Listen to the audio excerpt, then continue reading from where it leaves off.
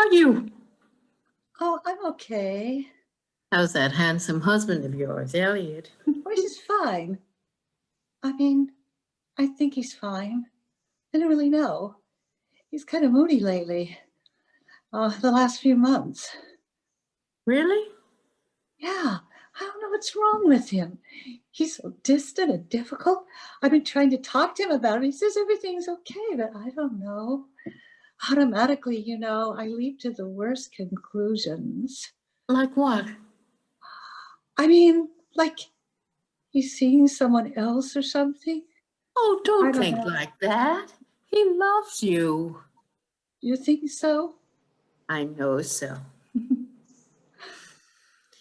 You know, I just got back from an audition, which of course I didn't get. Oh, I'm sorry. They said I was too offbeat looking, whatever the hell that means. Oh, what did they know? And I lost my catering job. You know, my only means of income. Which is why I have to speak with you. And you're gonna get impatient, but I have to borrow some more money. Well, that's fine. I've had it with catering. My God. I want to write. I really want to write. I've had it with acting. All those meaningless auditions and cattle calls. And I can't handle another rejection. Let's face it.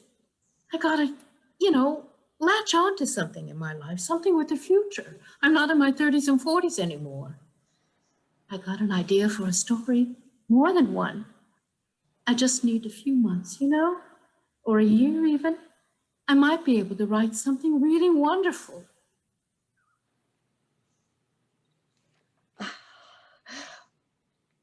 Well, that's good. It's just that 6 months or a year, if you used it more productively. Productively? Like what? I don't know. Didn't Mom say there was something at the Museum of Broadcasting? Oh, yeah, she mentioned it. That's clerical. No, she didn't say that. She said, it's in the publicity department. That can lead to other things. Boy, I knew you'd be discouraging. I'm not. I'm just trying to be helpful. A person doesn't just say one day, okay, I'm finished as an actor. Now I'm a writer? I mean. You mean not at my age? You really think I'm a loser, don't you? Oh, you're being ridiculous. You treat me like a loser. Oh.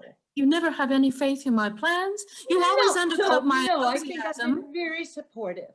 I tried to give you honest, constructive advice. I'm always happy to help you financially, and I think I've gone out of my way to introduce you to interesting single men. Oh, losers. Losers. You're too demanding. You know, I could always tell how you thought about me by the type of men you fixed me up with. See, that's not true.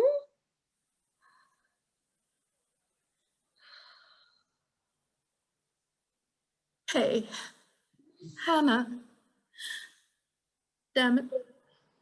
I know I'm mediocre.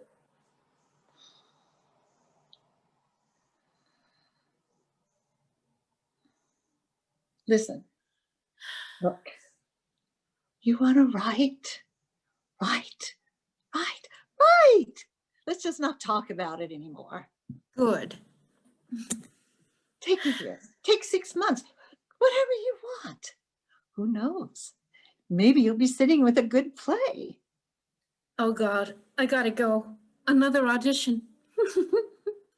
Maybe my last one. Hannah, I am going to write. You know that now. Okay. Good luck at your audition. Bye for now. Couldn't bear to wake you. P.S. Last night was incredible. Help myself to breakfast and you need milk. P.S. Next time, wake me. Hey, sleepyhead. Tried to wake you. Not easy. Left you some coffee. Hope you like it black. thought I should spend at least one night this week at my place, but I picked up some milk. Off to work. Extra set of keys on the hall table. If you go out, we need milk. Wow, I can't believe we're a we. You know, your mother called. She sounded surprised to hear my voice. You obviously never mentioned me. Gone to the florist. Back soon. Hope you like the chocolates. The chocolates were amazing.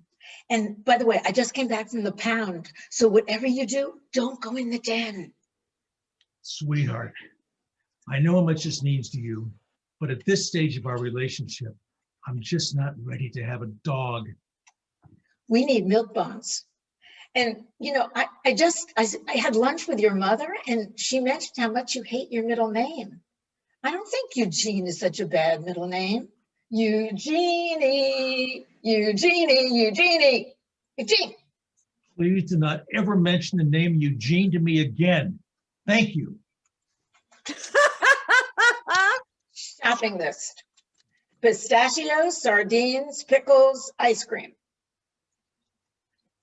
Darling, I understand how much this means to you, but at this stage of our relationship, I'm just not ready to have a baby. We need Pampers and baby wipes, and we need to get married. Meet me at City Hall at 6 sharp.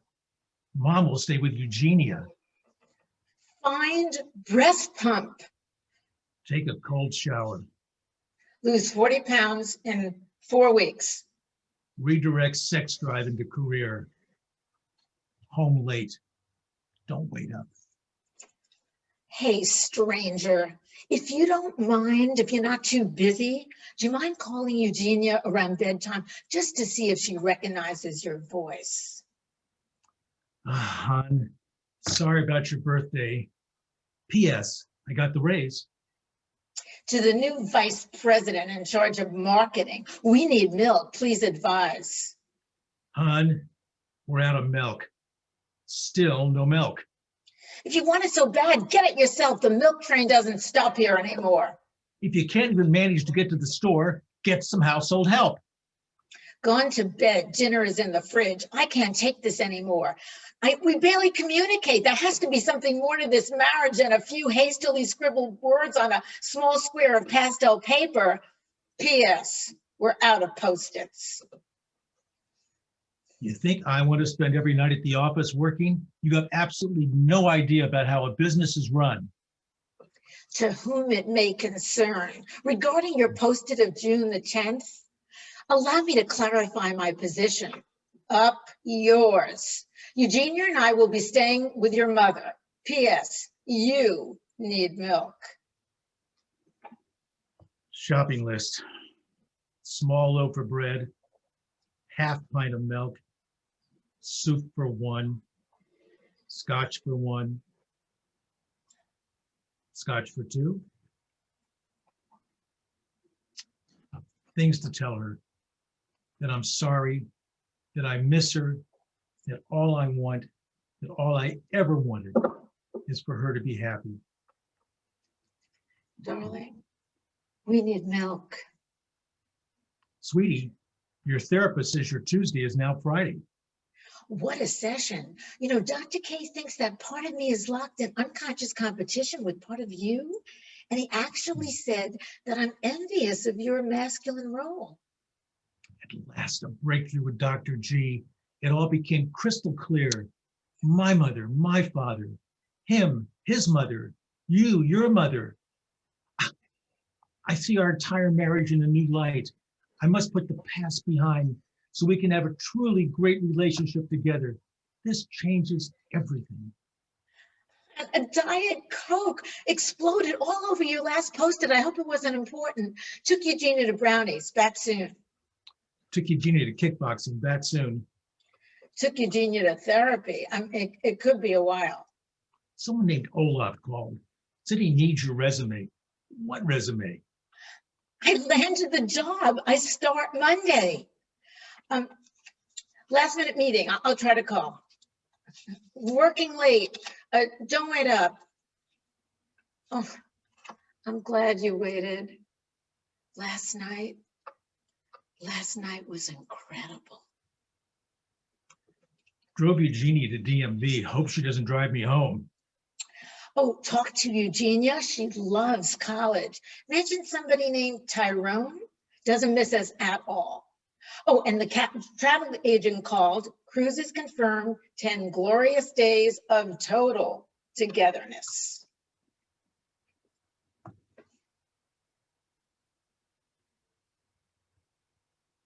God, it's good to be home. Tyrone called. It's a boy. Kareem Eugene. Talked to Eugenia. Loves being a mom. Eugenia asked if we could take Kareem for the weekend. Tyrone asked if we could take Kareem for spring break. Kareem asked if he could spend the summer with us again. Took Kareem to DMV. Hon, last night was incredible. Shopping list.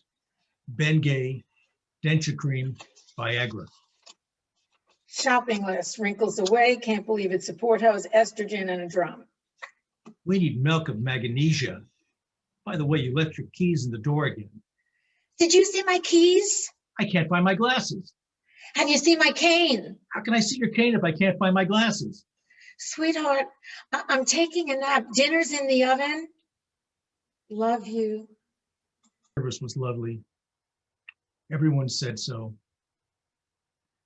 I was going through your things last night, looking for that locket you said Eugenia should have. I couldn't believe what I found. You had saved every one of the Post-its I ever sent you. I wish I'd saved yours. I could be reading them now. Gone to the store. Back soon. We need milk.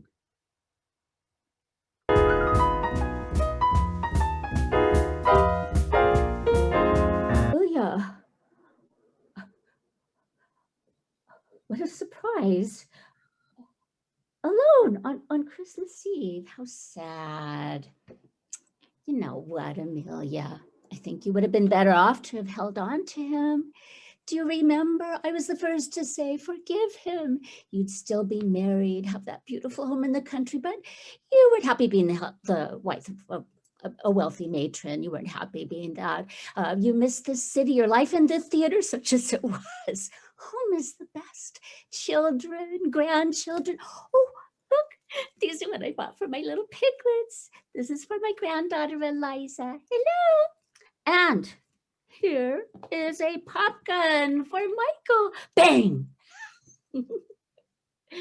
Did I frighten you? Do you think I want to shoot you?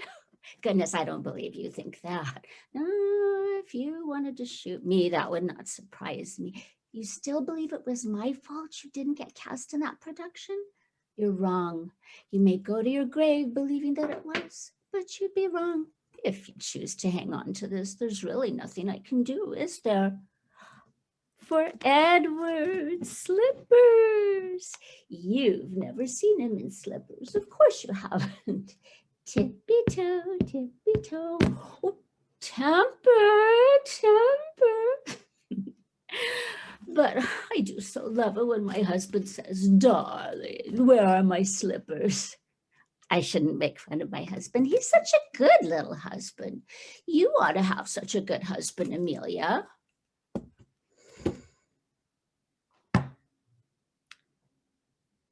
You find this amusing, do you?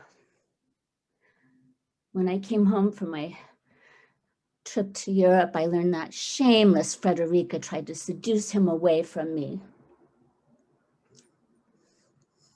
Can you imagine? I'd have scratched her eyes out had she tried this when I was at home. It's a good thing Edward confides in me. I would have been so hurt to have learned about this from gossip. She wasn't the only one. Why, I wonder, are women so crazy about my husband? His theater connections, no doubt. Perhaps this is also true of you. Are you holding a grudge, Amelia? Why don't you come for dinner this evening? Show us that you're not angry with us. Well, not angry with me at any rate. I don't know why, but it is so uncomfortable having you as an enemy, possibly because Edward and I began the same way as you and Edward. We too were both adulterers. So when I saw you the first time, I was afraid. I didn't want to risk becoming your enemy, so I became your friend. But it was always so uncomfortable when you came to our house. I may be crazy, but you only dared reveal your real feelings toward Edward when you became engaged. I don't think I was jealous.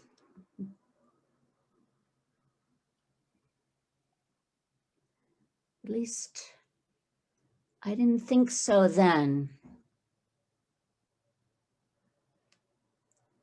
So quiet. You've let me go on and on. Nothing to say. Single word?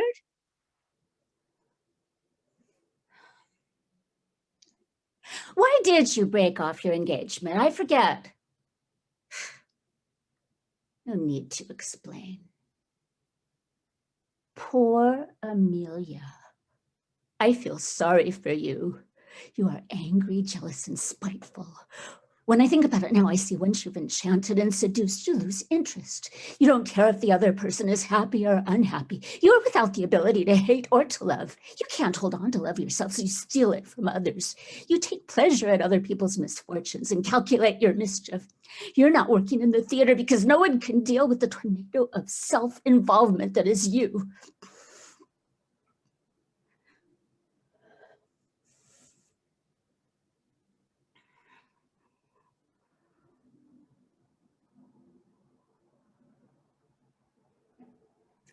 I, however, feel grateful to you.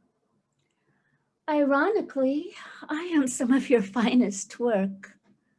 I've borrowed all the best things about you and have made them my own. Your aesthetic, colors, authors, style, food preferences, all these things have made me more attractive to my husband. You lost him. I won him. I possess what you have lost. I am really the stronger. You gave me much and get nothing in return.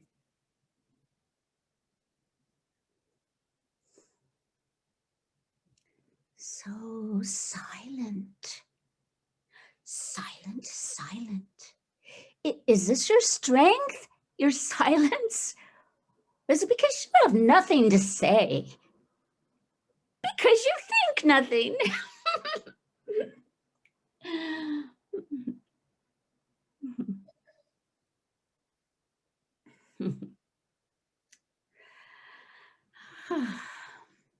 Thank you, Amelia.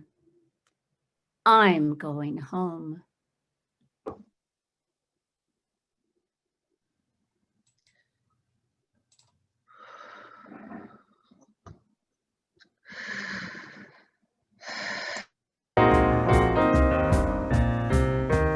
Office, I received a phone message from Mrs. Dietrichson regarding the renewals of the insurance policies. She didn't want to see me Wednesday evening as planned. Instead, she wanted to meet Thursday afternoon at 3:30 p.m.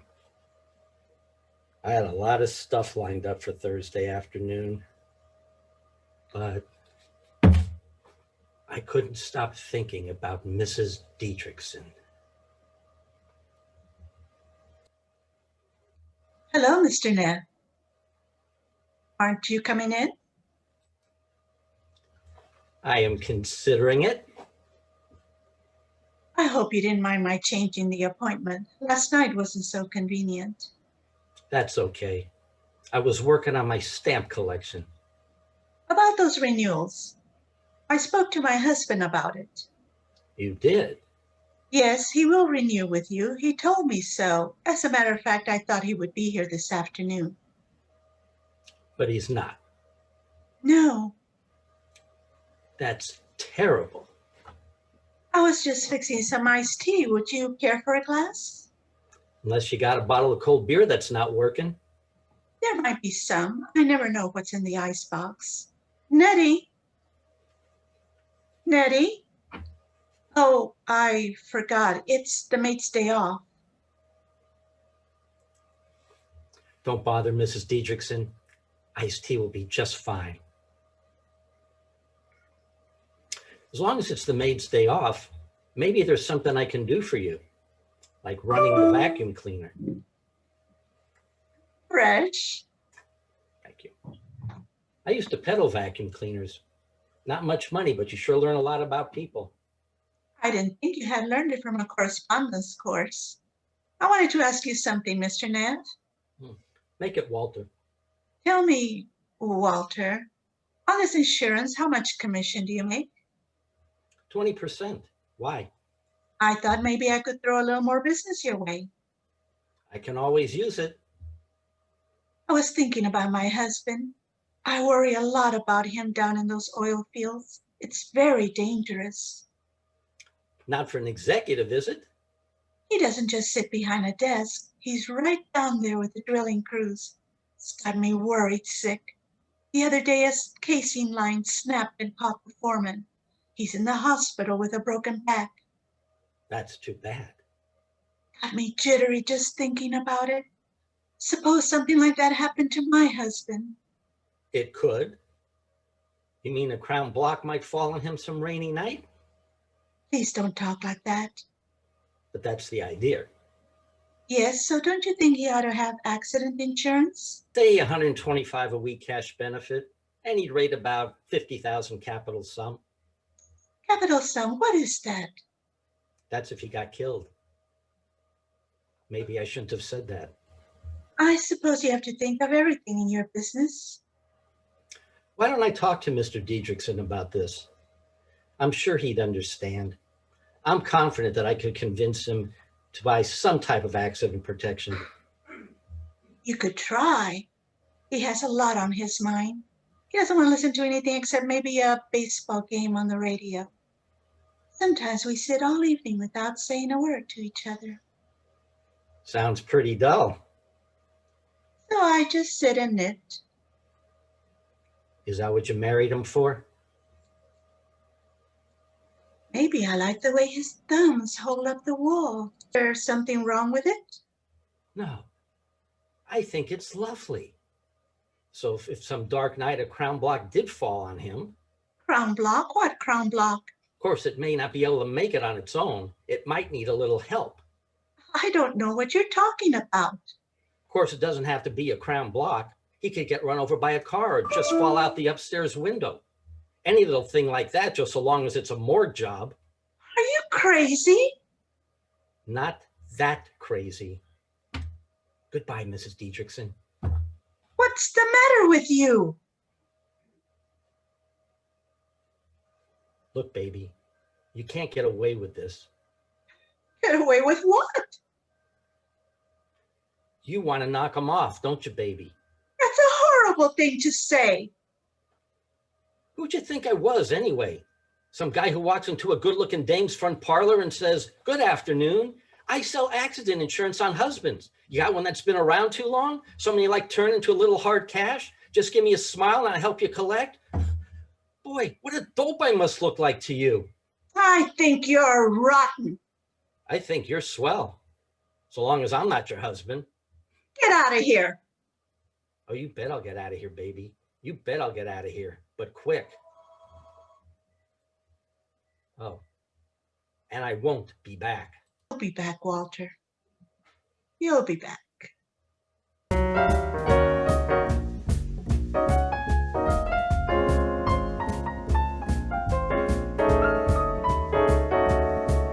So what's going on with the lawn out there?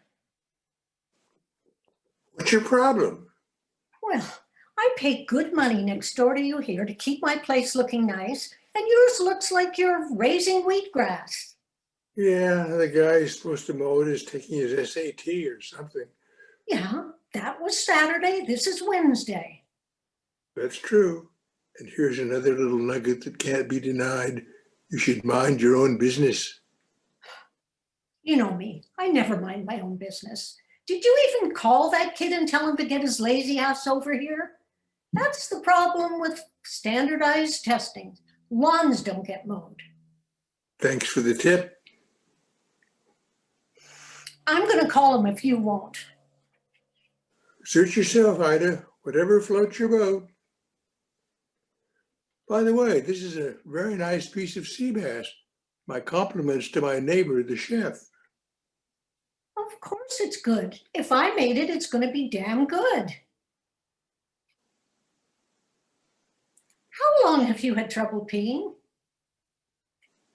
Don't give me that look. I see the Flomax boxes out there in the regular garbage tin. I know you don't recycle, but I do. As a matter of fact, I get half my grocery money from your beer bottle returns. The kids who play baseball on the street want me to be the catcher for both sides. They think I'm weird. Yeah, they do. I heard them talking. How long is it since you have had sex? Seriously.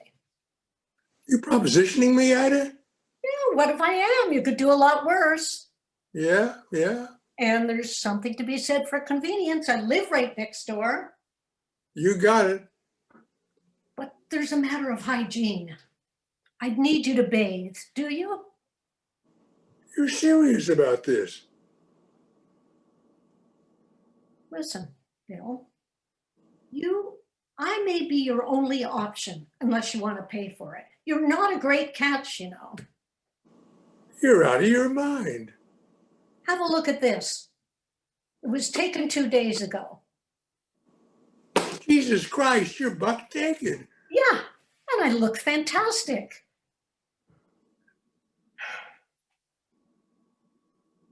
You know what? If you drop dead in that house of yours, your real estate is going to go down 50%, and so is mine next door. Let me get this straight.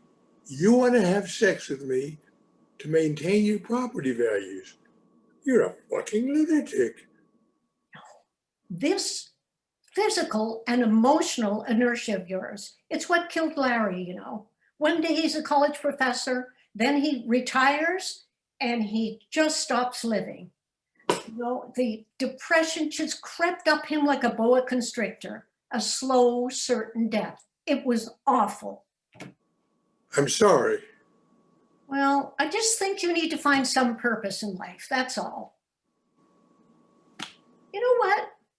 You hurt my feelings. Whether you want to have sex with me or not, that's entirely up to you. But I want you to know that I take great pride in my physical appearance. Is that what this is about? Yes, for you to be so repulsed by the look of I that. wasn't repulsed. Oh, you were repulsed. You look like you're about to throw up. I was responding to the fact you were showing me naked pictures, not the way you looked. I'm a handsome woman. Never said you weren't. But you couldn't bring yourself to look at the photo. You recoiled. I didn't recoil. You recoiled, I saw it. What do you want from me, Ida? I want you to look at the picture. You want me to look at the picture? Yes. For what purpose? Well, because you're my next door neighbor and I want to be friends with you, but I don't think I can be friends with someone who recoils at the sight of my naked body. That may be a deficit of mine, but I am who I am. Okay, I'll look at the picture. Very nice, it's lovely. Jesus fucking Christ. Over here, you need a refill? No, I think I'm done. How'd you like the country fried steak? Oh, it was real good. Probably the second best thing in here tonight. This late in the shift, I'm pretty sure it's the best thing in here. Well, in that case, I guess the last thing is the check, and then I'll get out of here and you can close up. All righty then, cowboy. You have a good evening, you hear? The check? Oh, here's where it gets a little awkward. You're kidding me, the same guy? Look, I told him, okay, but he gave me a $20 tip on your $15 check. I don't want anyone paying for my supper. You were standing right there last night. Did you think I was kidding? I know, but you weren't going to give me a $20 tip, were you? This is the last time I come in here, the last time. Oh, don't get mad, cowboy. All he did was pay for your supper. Do you even know this guy? Well, You. I know him about as well as I know you. He started coming in here about the same time you did. Listen, Pollyanna, this is what crazy people do. They stalk someone at a diner or at a... Oh, come on. Then somebody ends up getting tortured or killed, even in a little hick town like this. You should read the paper once in a while. Hold on there, cowboy. It's just supper.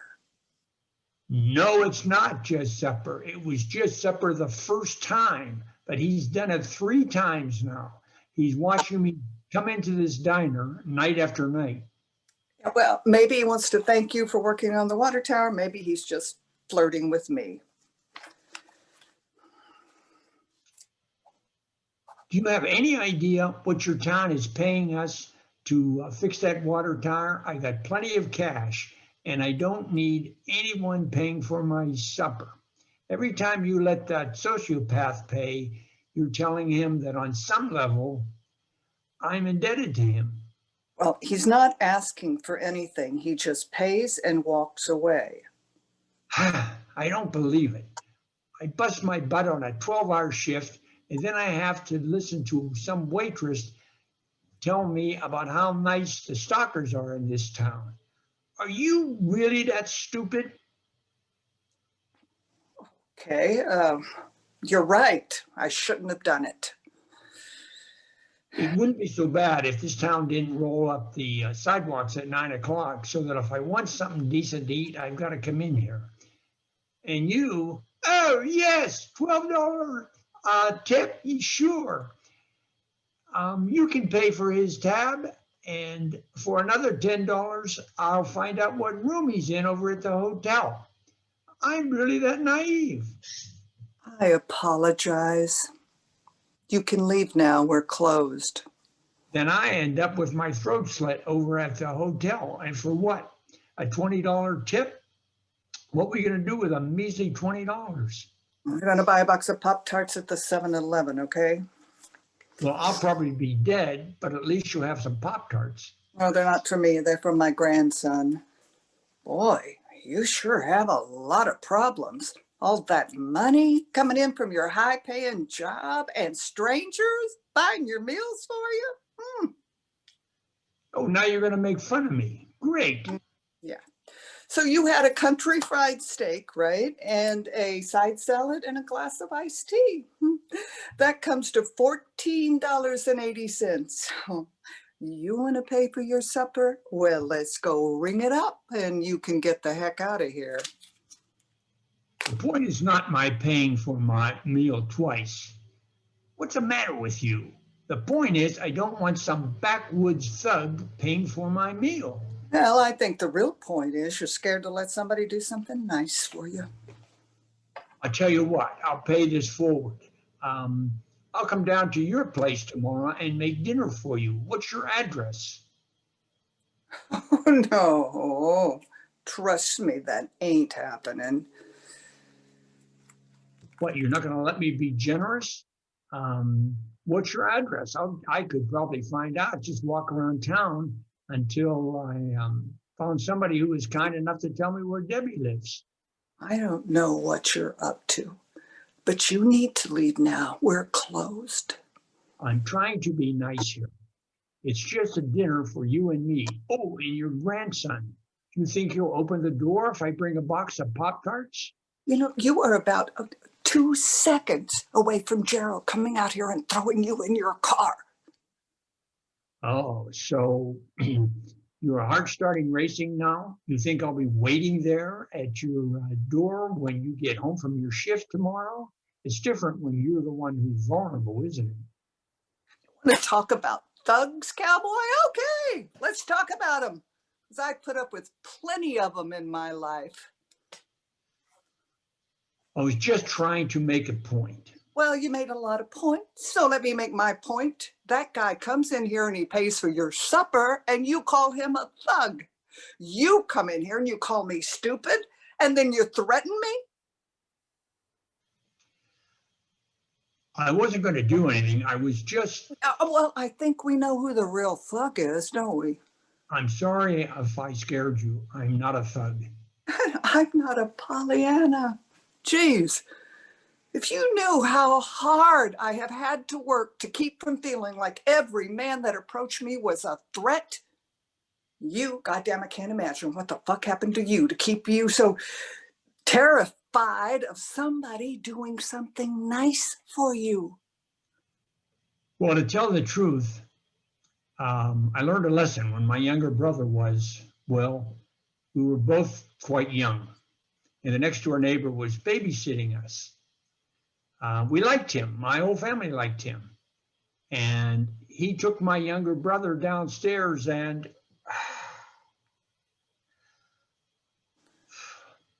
molested him. It's no excuse for what I said here tonight, but I'm never very far away from that day. That's a terrible thing, cowboy. My name is Frank, and I've never told that story before, but it's not easy over here, okay? It's not easy anywhere. Trust me.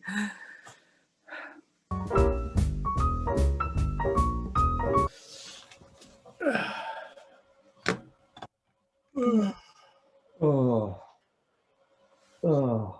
Harry, good morning, Harry.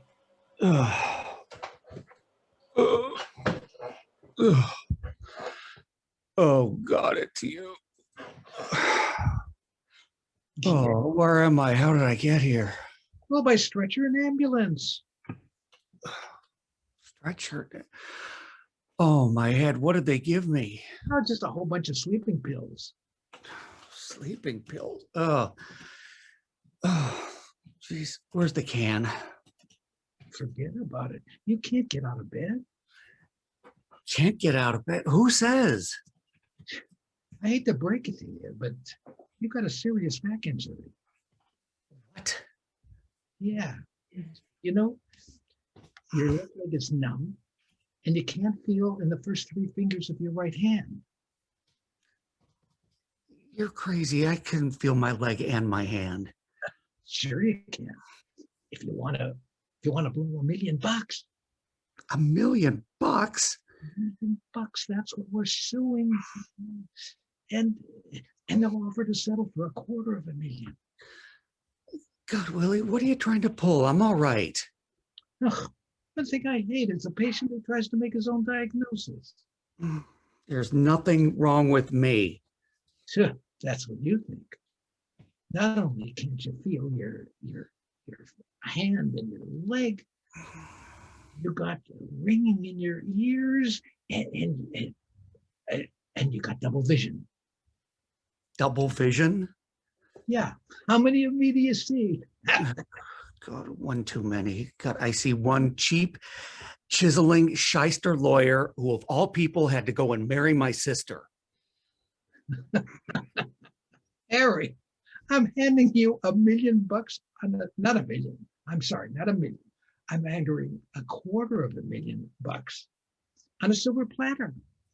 Look, Willie, I don't want the silver platter. I don't want the money. I just. Listen,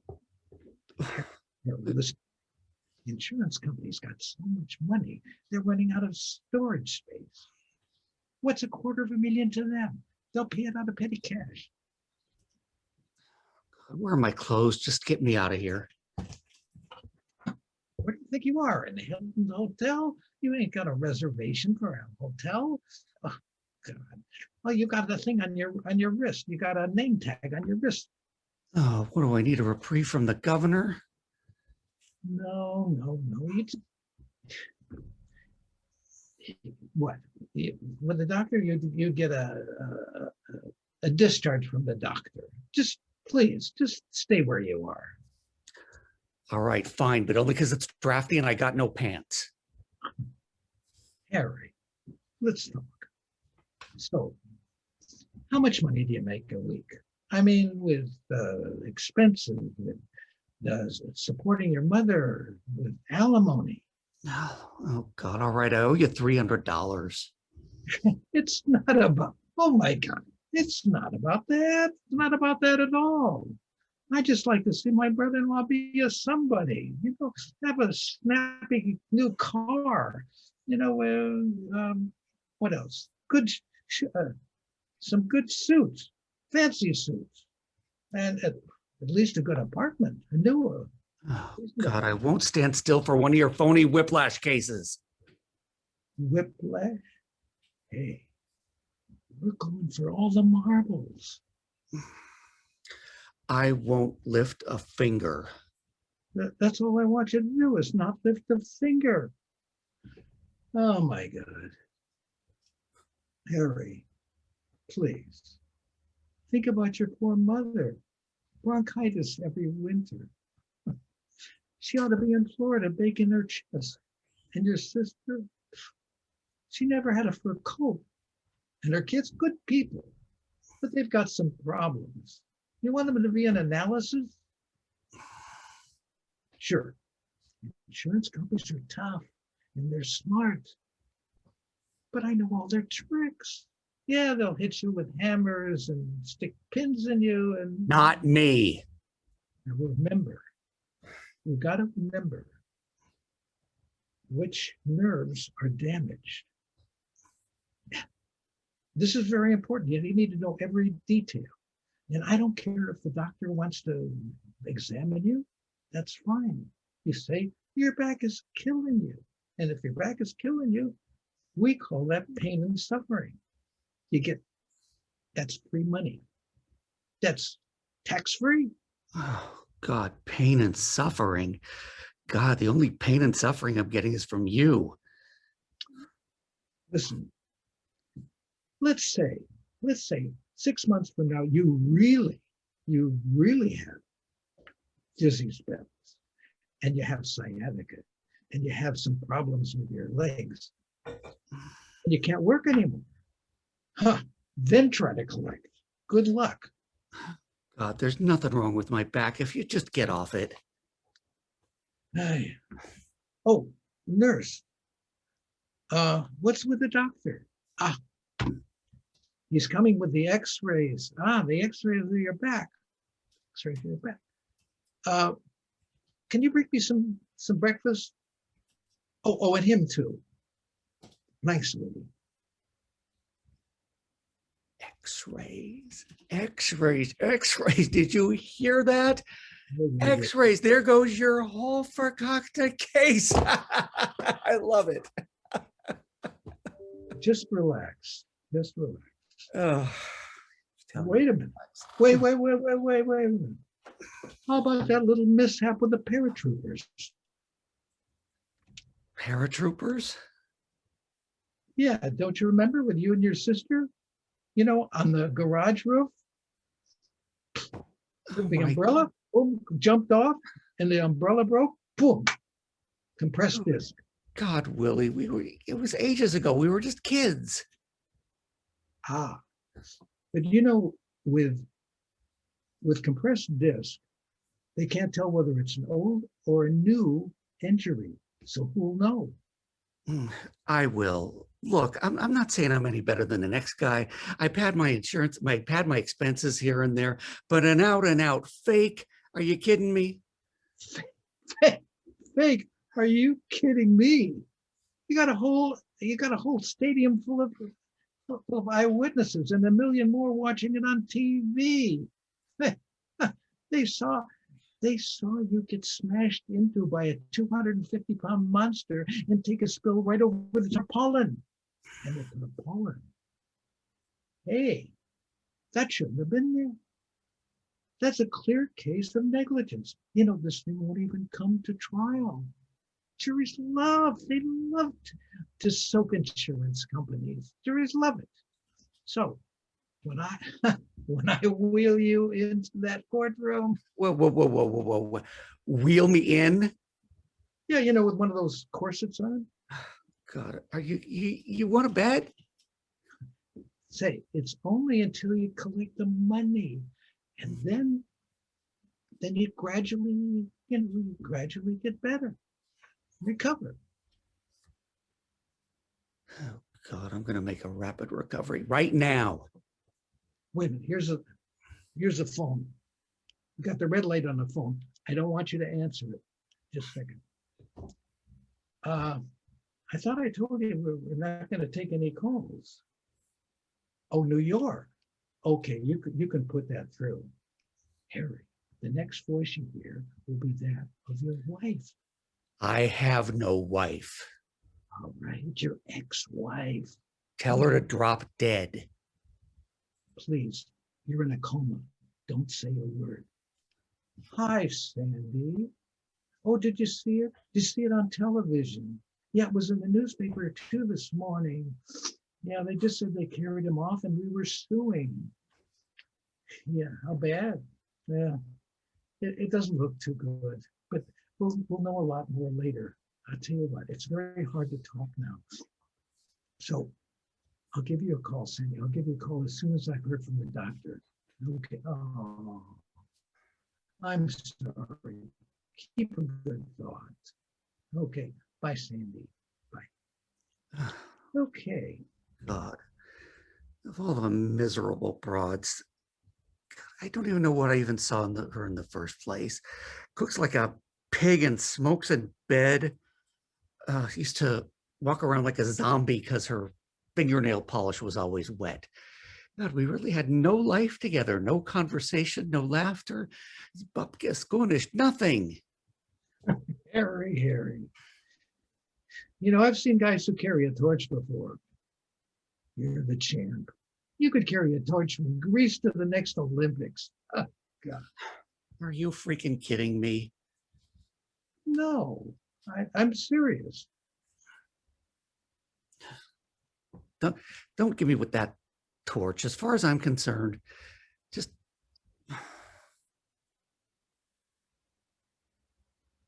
What? You know, the funny thing is,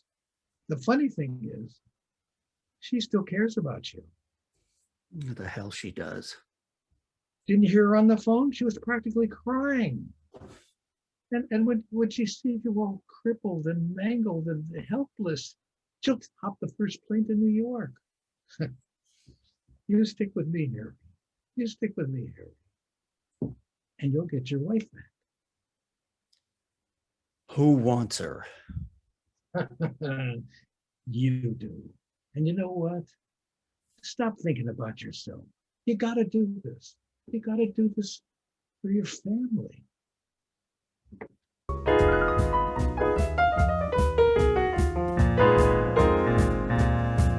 Too late, Joe. The neighbors know. How do they know?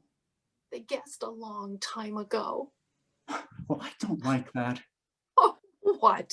What you don't like? Yeah, what I don't like. You can't bull your way through this one, Joe. Joe, you better be smart now. This thing isn't over yet.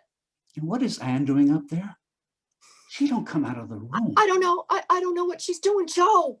Joe, stop being mad. Do you want to live? You better figure out your life. She doesn't know, does she? Don't ask me, Joe. Then who do I ask? What? Am I a stranger here?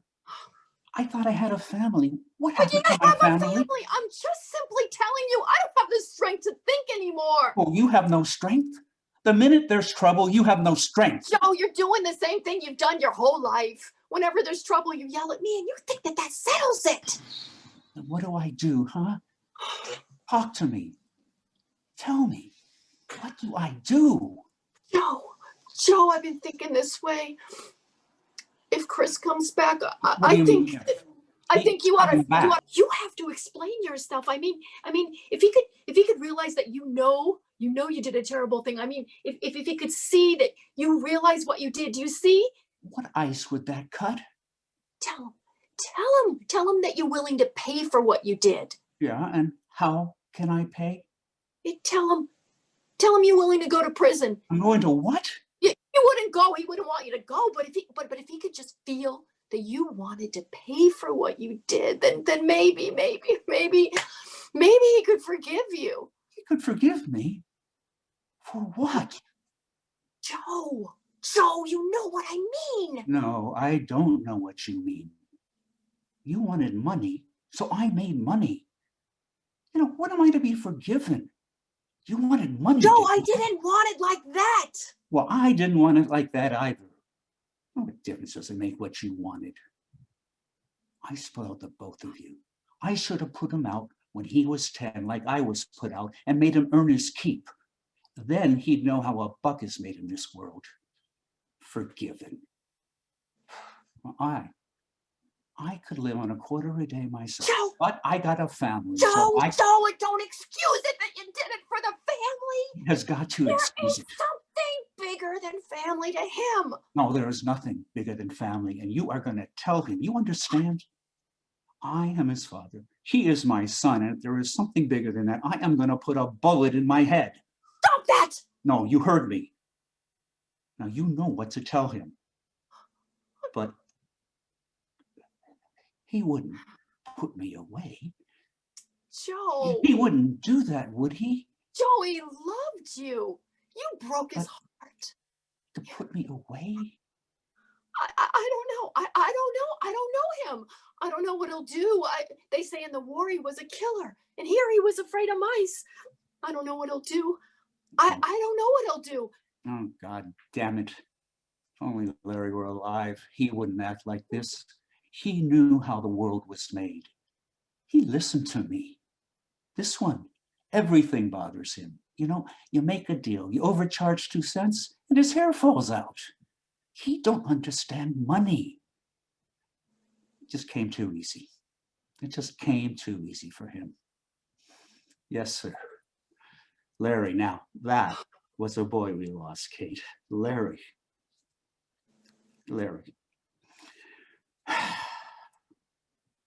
What am I gonna do, Kate? You'll be all right. You'll be all right, Joe. Nothing's gonna happen. For you, Kate. For the both of you. That's all I ever lived for. I know, darling. I know. Looking out there, you'll be able to see it in the morning. When I was a child, we always said, 30 needles and 30 pins. You've added 20 more dirty Republicans. It's a fault of mine. Exaggeration. I don't know why I try to irritate them. I only end up irritating myself. Well, I suppose it has to be exasperating now to be funny later. Oh, I noticed one of its eyes is gone. It must have dropped out in the office. I'll look as soon as they go. Don't bother. It fell out last fall at the opera. You know what this is, don't you? Suppose you tell me. It's a teddy bear. Certainly you've seen one before. Not that big. Do you know what I do with it? I couldn't possibly guess. I sleep with it. Do you? I do. And now you're going to talk to me as if I were an imbecile, right? Here, we mustn't be hostile. Of course not. You haven't harmed me. Would you care to know why I sleep with it? If you care to tell me. Well, I don't care, but I will tell you. I'm lonely and too old to take a lover, too fastidious to sleep with a cat. And by all means, you must take it to bed with you here. Would you care to take off your hat? Well, since I'm going to be here for the rest of my life, I might as well. It's a mighty saucy hat. Some starch burlap, fake silk flower, cheap ribbon, $85. Why economy has to be so expensive, I don't know. It's imagination. And the blood of pirates. But I wanted it. I've wanted a hat like this since I was 16. Well, maybe you can use it for something. Not sure what. Oh, I think you should keep it. You might need it. Dear, dear, my hair looks like the matted end of a coconut. Oh, I don't think so. It's a heavenly color. Well, you should have seen it last year. It was bright red. And then, to be different, I dyed it black with a white streak down the center. God, I looked like a skunk. And finally, I just gave up and tinted it blue. It goes with it. Wouldn't you like to go up and get settled now? Is it time to lock me up? I wouldn't dream of locking you up. Did you bring a suitcase? My daughter did. I wasn't consulted.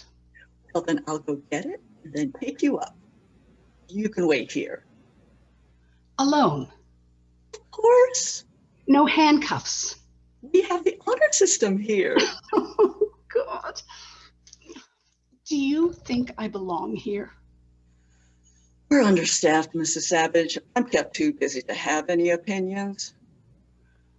I'd like to know what they told you about me. Is there anything to tell? Did they mention my memorial fund? Not to me. Well, then I'm certain they told you that my husband's death has affected my reason. That would be understandable. But untrue. Why? Weren't you happy with your husband? I married Jonathan when I was 16 years old. I loved him from the moment I met him and until the day he died. Do you have any idea what that meant? I think so. Well, you don't, my dear. It meant that my only aim in life was to make him happy, to want what he wanted, to anticipate what would please him. And that meant that all the things that I ever wanted in life had to be forgotten. Surely you have no regrets. None.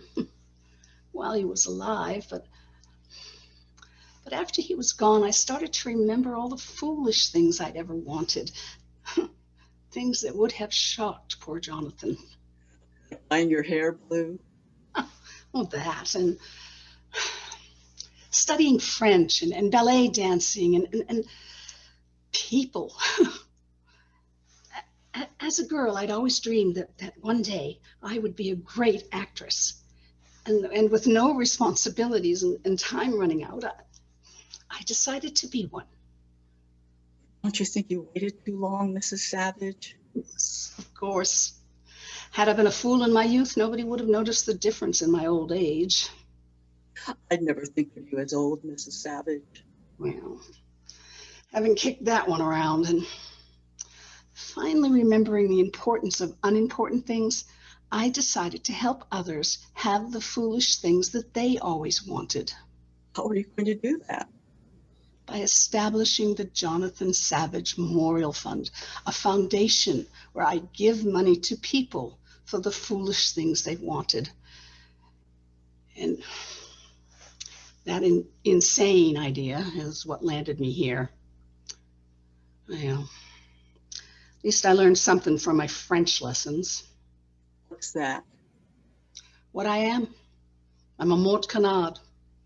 That means dead duck in French. I think.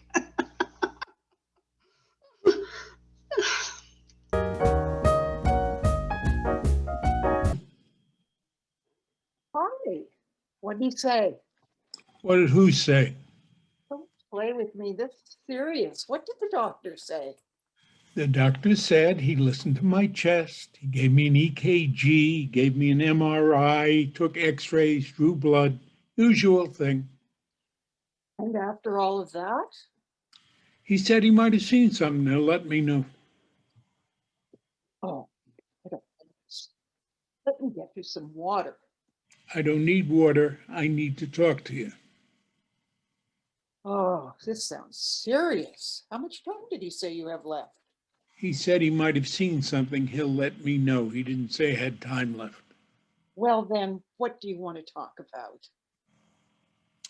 Phyllis, you're a beautiful person. I do not regret a second of our marriage.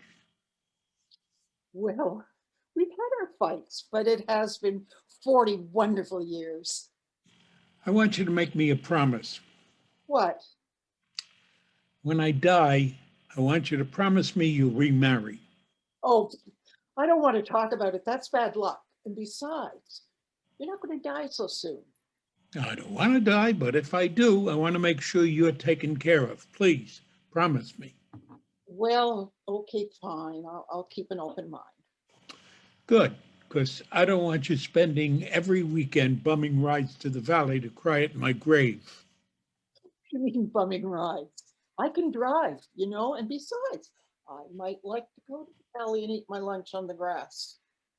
I believe we're modern people. Let's move forward, not spend the rest of our life stacking rocks on a gravestone. Oh, not to worry. I'm going to have you cremated. And I'll put your urn over on the mantle and visit you every morning in my underwear. Please, I'm trying to be serious. Now, when you think of who you're going to marry, I want you to marry my best friend, Morris Schulman. Oh, God, no. You're not serious. Morris Yes, I Schulman? am. Oh, my God. Morris Schulman. Yeah. My brother-in-law. The one. You want me to marry him? Oh, Absolutely. Jesus, I'd rather kiss a cobra. Hey, it's not like marrying a total stranger. Oh, my poor dead sister used to cry on my shoulder about Morris Schulman. You know too much about him. He'd be the last person on earth that I would marry. I thought they worked out all the problems they had in the marriage. You mean he doesn't gamble anymore? Gamble? He joined Gamblers Anonymous 15 years ago. He's got money in the bank. Oh, Jesus, he used to cheat on Gloria mercilessly. He grew up. He's 65 years old. No more paternity suits, no more fist fights.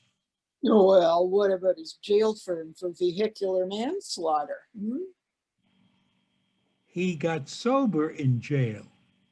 You know, he's not on parole. He's not on probation. It was 5 years ago. He's even got his license to drive back. Oh, Morton, normal people have his problems. Phyllis, he even gave me back the $50,000 I lent him. He's lost weight. He's had his teeth fixed. $50,000. Yeah. When did you lend him $50,000? It was a long time ago. Oh, I bet. He's the dullest man I've ever met. Dull? He takes classes, goes to the opera, goes to the theater. He's an interesting guy. I don't care. If I ever marry again, it'd be anyone but him. I wish you'd meet him and see how he's changed, see how he's rehabilitated. Oh, enough. I don't want to marry, and I sure as hell don't want to marry Morris Schulman. I'm married to you, and that's how I want it to stay. You're not telling me something. You're not... Phyllis, are you dying? Oh, for Christ's sake, give it a rest, Mort. I'm not dying. Now, no more talk about Morris Schulman. But you know, if I were to marry again, I'd look up Manny Epstein. Manny Epstein? The flower child? The hippie? The bum? Yeah. Oh, you clug. The smartest thing my sister ever did was to divorce him. Now she wants to marry my brother-in-law. Oh, but he was always so sweet and funny. And you know, he really was quite sexy. Manny Epstein, sexy? Hey, the flower child.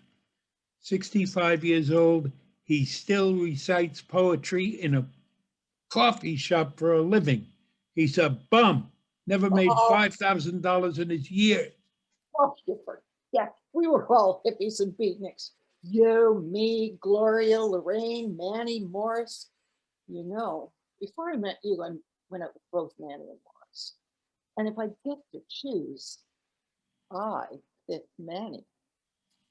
That's why I want you to marry Morris, because he's got money in the bank. You'll be taken care of in your old age. Lord, you and I did a wonderful job of making sure we were financially secure. Sure, I saved all the money from all the overtime, etc., so that bum, that hippie, could be comfortable. The money is for you, for the grandkids, for the great-grandkids to go to college. Well, barring another Donald Trump, our grandchildren are going to be very comfortable. I don't want to marry Morris. Sure. Period. End of conversation. I'm married to you, and that's who I want to live with. But God forbid, if something were to happen and I were to become a widow, I'm looking up Manny Epstein. That's it. This is outrageous. Just for that, I'm not dying.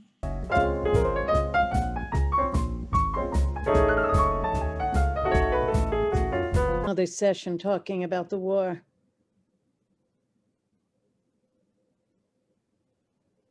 There I am, trying to convince this privileged, preppy wrestler to think about literature, or God forbid his life, from a different perspective. And then I think, what the hell's the point?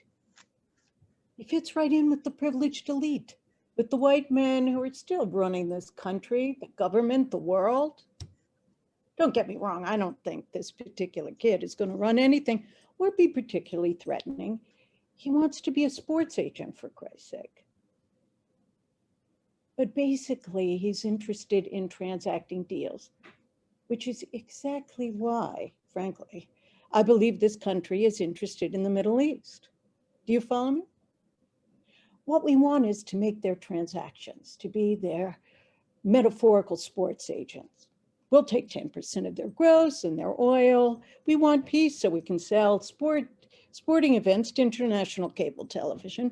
And Woodson Bull III, graduate of this elite American college, can be our agent. I have no idea why I can't exercise this kid from my psyche. It's like he was freeze-dried at the Groton School in 1956. I mean, how do you explain it? Oh, you don't explain, I have to explain. But how does one draw the parallels between the concurrent streams of Woodson Bull, this administration, and the New York Times publishing in their wedding announcements the commitment ceremonies of gay men and women? I truly am not able to put together these advances with this dangerously regressive climate. I know my thinking is all over the place, but that's why I see you, right? And maybe it's that I just have to adjust to my daughter Emily being away from home, or the fact that I get hot flashes 10 times a day and all I want to do is rip my shirt off in the middle of the classroom, or that my husband Stephen talks endlessly about his best friend from college, Johnny Seidman, who made a fortune producing a reality television series for NBC in which siblings can vote on who in their family they want to sleep with most. Are you smiling? I think you're smiling. I knew you'd like that. Incest is always appealing to shrinks.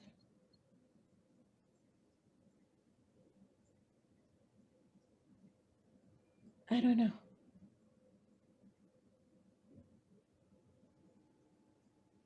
I don't know.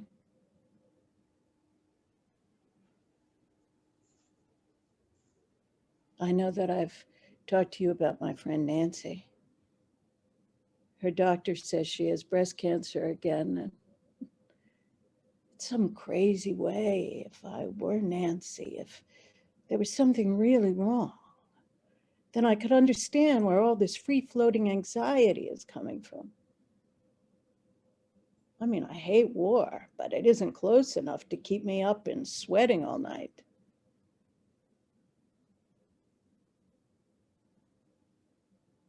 I don't know. I've never felt particularly vulnerable in my life. Everything always sort of worked out for me. I got good grades. I went to Harvard. My kids got good grades. They went to Swarthmore or Harvard. And my husband certainly is. I don't even mind getting older, so I get a lot of hot flashes, so what? I have a very fortunate life. It's just,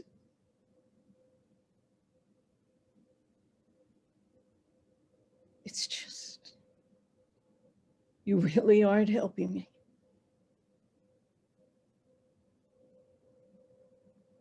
I keep thinking about this James Taylor song that I used to listen to in college. The lyric went something like, guess my feet know where they want me to go, walking down a country road. I keep thinking about that country road. I don't know where the hell I'm going. God, I hate the times we're living in.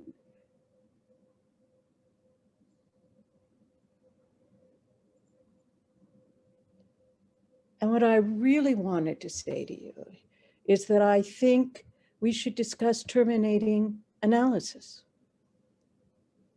I shouldn't be spending my time, or even my health insurance, crying over some Groton preppy. My goal in seeing you was to eliminate these feelings, not to wallow in them. Don't you agree? You could say something. You don't have to be such a strict Freudian. I can't say if I'll be back next week. My prince will come. Someday my prince will come. Da, da, da, da. Someday my prince will come. Hey, Snow White, your prince just come. Oh, Archie, hello. Did you have a nice day? Ah, geez, Edith. Oh, I guess you didn't. How am I going to have a nice day with this diet you put me on? But Dr. Nelson says you got to lose 25 pounds and you're going to stay on them pills to keep your blood pressure down. Let me tell you something, Edith. I'm shoveling heavy crates all day long and driving a cab. The heaviest thing Dr. Nelson shoves in is a thermometer. Oh, Archie. The first 3 days of the diet is always the hardest. And Mike and Gloria and me are dieting too to keep you company. You know what they say. Misery is the best company. Let me tell you something about misery. Misery wants a beer. No, Archie, you gotta watch your heart. You gotta watch your heart. And you gotta lose some weight. You're gonna thank me for this later. It's for your own good. Everything for my own good is no damn good. I hate diets. Well, let's eat. Okay. Oh, and you have to exercise too, Archie. So tonight after dinner, let's take a nice brisk evening walk. Are you kidding me? An evening walk in this town? You walk too fast, the cops pick you up. You walk too slow, the muggers knock you down. Why is everybody worried about me? I'm as healthy as a horse. When I die, it ain't gonna be for nothing serious. Dinner, let's eat. Yummy. Hold it, Edith. What is this? For 2 human beings for dinner? Yeah, it's turkey. It looks like note paper. And what exactly is that? That's a zucchini. Oh, looks like a cooked pickle. Well, you can only have one. Who wants any more? Here's your slice of bread and a spoonful of peas. Where's my butter? Edith, I want my butter, please. You had your butter this morning, Archie. Could I make a loan on tomorrow's? Well, no. If I give you tomorrow's butter today, then you can't have today's bread with tomorrow's butter, because if you have tomorrow's butter with today's bread, then you can't have tomorrow's flour for the bread. Unless you want to give up today's olive? I'm telling you, Edith, this ain't no dinner. Your perfect dinner is your hero sandwich because there's everything in there. You got your meats, your cheeses, your tomatoes, your sauces, your delicious bread on the top and delicious bread on the bottom. And you take a bite of it and everything is nice and mixed up and so good. I gotta have a sandwich, Edith. No, shame. I gotta have a sandwich, Edith. No, you can't do that. Oh, wait, where are you going? I'm going to go to any restaurant that'll give me something fat to eat. I'm going to go to Kelsey's to get a bowl of chili. Then I'm going to Norton Boulevard and I'm going to get McDonald's, Burger King, Subway, Popeyes, KFC. Then I'm going to 31 Flavors and I'm going to eat 34. No. Let me tell you something. God did not give man a belly just to hang a button on. Ha! You wish to see me? Yes. What can I do for you? Give me back my husband. Give you back your husband? Yes. Oh, you're wondering which one he is.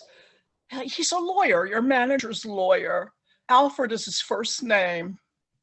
Oh, yes. I do know him. I know you do. I implore you, give him back to me. Give it back to you? How can I give you back your husband when I haven't got him to give? Whenever did you decide that I had taken your husband from you? He sends you flowers all the time. That's not true. It is. It isn't. He never sent me a flower in his life.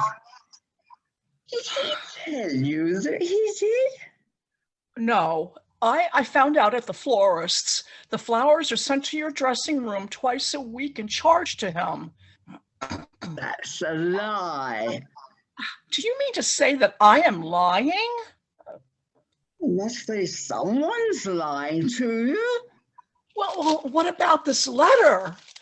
Letter? What letter? Yes, he wrote it to you, and he said... Show me. No, I'll read it to you. My darling, shan't be able to call for you at the theater tonight. Urgent business. 1,000 apologies. 10,000 kisses, Alfred. Oh. I found it on his desk this morning and I opened it. Cry. Why mustn't I?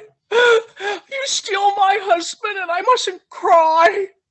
Oh, I know how little this means to you and how easy it is for you. I haven't got Mr. Shakespeare to write beautiful speeches for me. I am no match for you. This is a very interesting case. What is? Yours. Mine? Whatever do you mean? Well, I mean, I never received a flower or letter or anything else from your husband. Tell me, haven't you two been getting on rather badly of late? Yes, of course. And you used to be very affectionate towards each other. Why, yes. And of late, you've been quite cold. Yes. Of course. A typical case. Oh, my dear, if only you knew how often we actresses have this sort of thing. Oh, it's perfectly clear that your husband's playing a little game with you. He's trying to make you jealous, to revive your interest in him. Do you really, do you really think that? Do you mean to say that such a thing has happened to you before? Oh, endless times. Oh, my dear.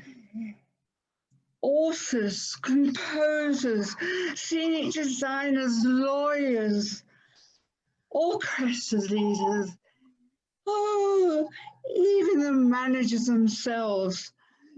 To regain a wife and sweetheart's affections, all they need to do is invent a love affair with one of us. The wife is always ready to believe it.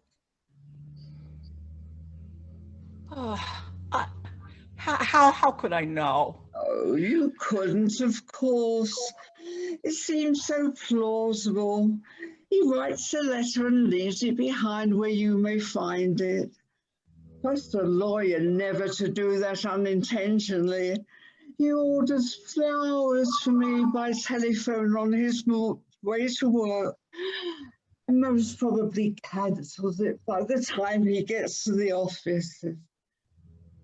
By the way, has he a lock of my hair? Yes, in his desk drawer. I brought it with me. Oh, yes, they bribe him.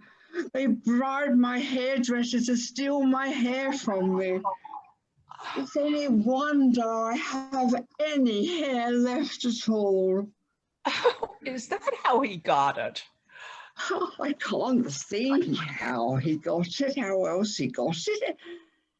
Tell me, hasn't he left any of my love letters lying around? No. Oh, don't be alarmed. I haven't written him any. Well, then what made you say that? Yeah. Well, I might have done if he'd come to me quite frankly and said, my wife and I aren't getting on very well together. Would you please write a passionate love letter to me that I can leave lying around where she may find it? Oh, I certainly would have done it for him. I have been a perfect fool. I want to leave you a parting gift of advice. Don't ever let him fool you like this ever again. Oh, he won't, never fear. Oh, no matter what you may find in his pockets, letters, handkerchiefs, my photograph, and any flowers that he sends or letters he writes or appointments he makes. Don't you be taken in a second time. Oh, you may be sure of that. And you won't say anything to him about my coming here, will you? Oh, I wouldn't say a word. I'm just so angry with him for not asking my permission to use my name the way he did. Oh, you are a dear. I don't know how to thank you. Now you mustn't start crying all over again. You have made me so happy. All right, Alfred, you can come in now. 'Tis gone.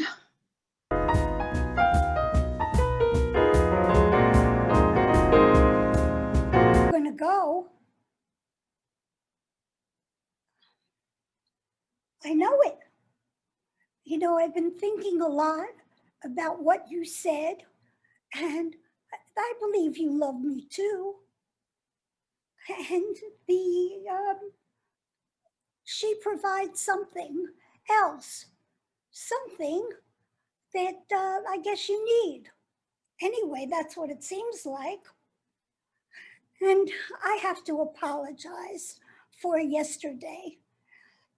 I was in a terrible frame of mind.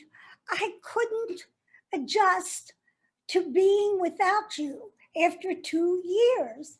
I was so confused. My body couldn't handle it. I didn't know what to do. I thought maybe I should have a nervous breakdown, but that didn't work. And then I thought, well, I'll start a new career, but that's not so easy to do too. And then the third thing I thought, well, okay, what I'll do is I'll sleep with Alan Bates. That sounded like a good idea. And you know, Frank, I felt so awful, so ugly. And ugly, I don't mean ugly in looks.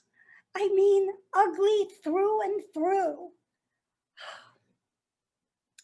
And then you put your hand on the back of my neck and you kissed me and you said nice things and I felt better. So what I did is I took our laundry to the laundromat like I do every single Sunday.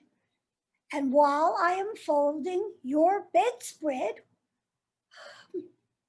I came across your jockstrap floating in the sudsy water, being manipulated and ill-positioned, and as if it were crying out for help. Poor thing. And then I imagined that you were in it. I got hysterical. I could not stop laughing. And people at the laundromat were staring at me. And one lady came up to me and told me I have to stop inhaling the fabric softener. And then I heard your voice coming from the washing machine. And I ran over and I looked for you choking in the Clorox too and the lemon fab. And I screamed, Frank, what do you want to say? And just then the manager of the laundromat came over and said, look, lady, if you don't stop screaming at the wash, what I'm going to do is I'm going to call the police. That got me thinking, Frank. And I don't know, you want us to be friends again? We were never friends. If you remember, on our first date, we slept together. You want to leave me in good terms and you tell me how much you love me? You know, I would prefer if we left as enemies.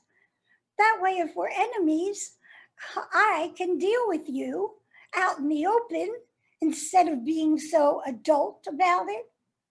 What's so great about being adult? What?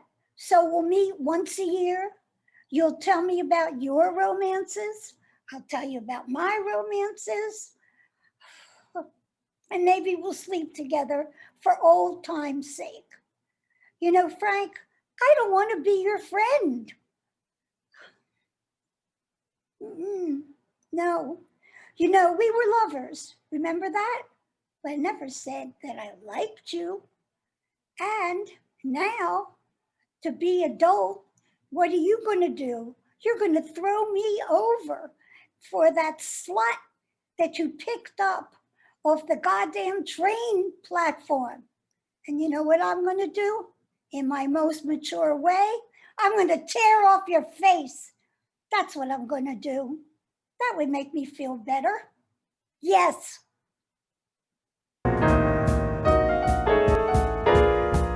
Don't hang up. Please let me say what I have to say. You're not supposed to contact me. Whatever you have to say to me can be said to me through my lawyer. Not this. I can't say this to him. Please. Please. Well, make it quick. I have a massage and then a luncheon engagement. I can't believe you want a divorce. I thought the last 7 years were good between us. I thought I made you happy. I've moved on and now I'm happier. You moved on to a man who's older than you and me combined, if that's even possible. And you should be ashamed of yourself at your age having an affair. You cheated on me. Everyone thought I would cheat on you because I'm younger. But I was true blue to you the whole 7 years. The whole 7 years. If you're so proud of that accomplishment, I suppose I could have Cartier whip up a nice solid gold medal as a parting gift. I don't want a parting gift. I want you. You're my wife. I'm in the process of unwifing myself right now. And if your lawyer hasn't explained to you that that is what the dissolution of marriage suit is all about, then I strongly suggest you to seek representation elsewhere. Do you know how upsetting this is to me? Not only were you cheating on me, you blindsided me. You're leaving me for some old fart. He and I have a history. We go way back. And if you make another age-referenced remark, I shall hang up this phone and instruct my attorney to offer you less than the generous settlement you're already getting. What's so much better about that old relic than me that you'd rather have him? Well, to be quite honest, he has more money than I do. Listen, all my life I've had lovers, boyfriends, husbands, yourself included, that were all with me for the money. I'm not a dolt. We had an arrangement, you and I, and well, now it's time for me to be wanted for something else, anything else besides my money. Yes, we had an arrangement, a deal, and I honored every letter of it to the T, but I grew to love you. What the fuck is adult? I cannot give a vocabulary lesson right now, much less listen to another minute of this pathetic whimpering. Take the money, move on with your life. You can marry someone who can give you children. You're still capable of that. In fact, any man with a pulse can still father a child. They don't have the expiration dates that women do. I don't want children. I want what I had with you. With you. You need to be realistic here. You need to move on. You can afford to have that with someone else now, somebody who's young and pretty and fertile. How could I do that when I sold my balls to you? Well, you're just going to have to accept that this is over, and one of us got the 7-year itch, and one of us got the 7-year bitch.